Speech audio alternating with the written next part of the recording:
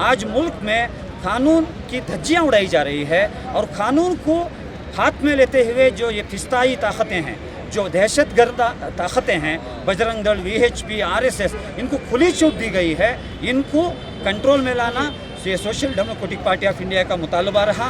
खामोश हैं हम क्योंकि नहीं चाहते हम हमारे हिंदुस्तान के बदनामी, लेकिन अगर तुम लोगों ने इसको नहीं रोका तो बहुत जल्द ये काम जो है वो खाली हो सकता है।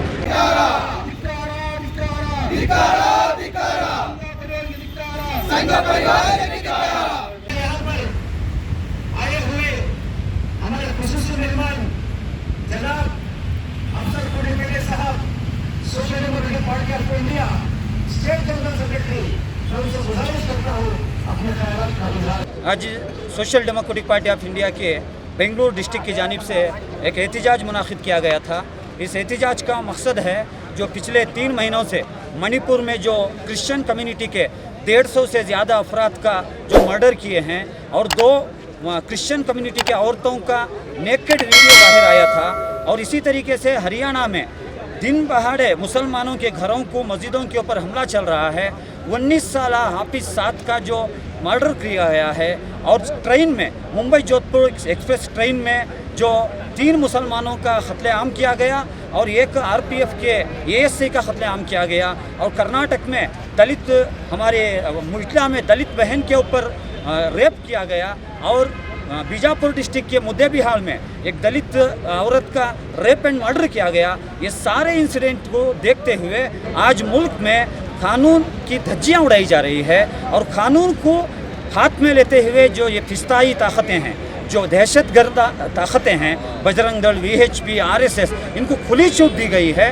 इनको कंट्रोल में लाना ये social democratic party of India का मुतालबा रहा। तो social democratic party of India ये मुल्क के सेंट्रल गवर्नमेंट को, हरियाणा और मणिपुर और कर्नाटक की हुकूमत को भी आज ये प्रोटेस्ट के ज़रिए से ये मुतालबा करती है जल्द से जल्द इसको आप कंट्रोल कीजिए। और कर्नाटक का जो बीदर का एक लड़के का ट्रेन में इंतकाल हुआ जो मर्डर में, उसको 25 लाख रुपए मुआवजा देना और उनके फैमिली को एक गवर्नमेंट जॉब देना, ये हमारा मुतालबा है।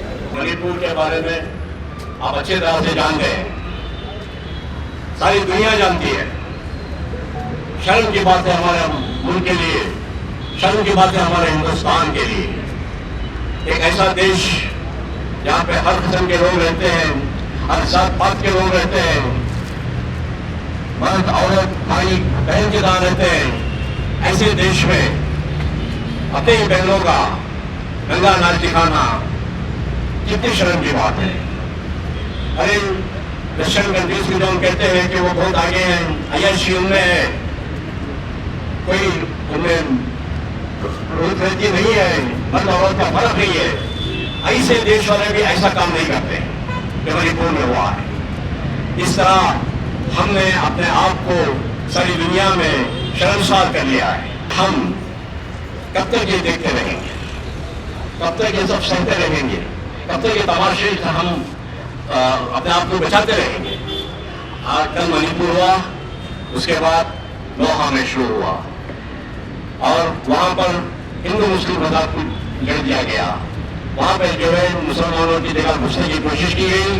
जब मुसलमानों ने उसको रोका तो दूसरे दिन उनके दुकानों पर बुलडोजर चल गया, उनके घरों को तोड़ दिया गया। क्यों? कराने के लिए कि हम जो चाहे कर सकते हैं, हमें कोई रोकना नहीं चाहिए।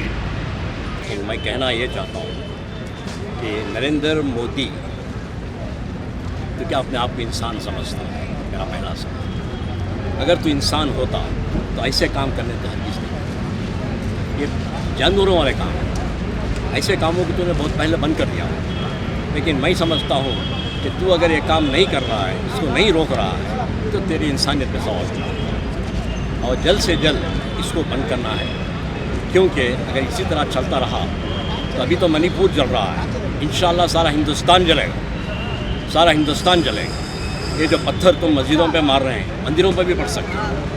ये जो तुम आदमियों को जला रहे हो, मार रहे हो, तकलीफ दे रहे हो, तुम समझते हो तुम ही कर रहे हो। खामोश हैं हम क्योंकि नहीं चाहते हम हमारे हिंदुस्तान के बदनामी, लेकिन अगर तुम लोगों ने इसको नहीं रोका तो बहुत जल्द ये काम जो है वो खाली हो सकता है। अब इसीलिए नरेंद्र मोदी, मैं ये सिटीज़न ऑफ इंडिया होने की हैसियत से ये आप लोगों को सलाह दे रहा हूँ कि इसको रोको और हमको भी बचाओ, अपनी हुकूमत भी बचाओ।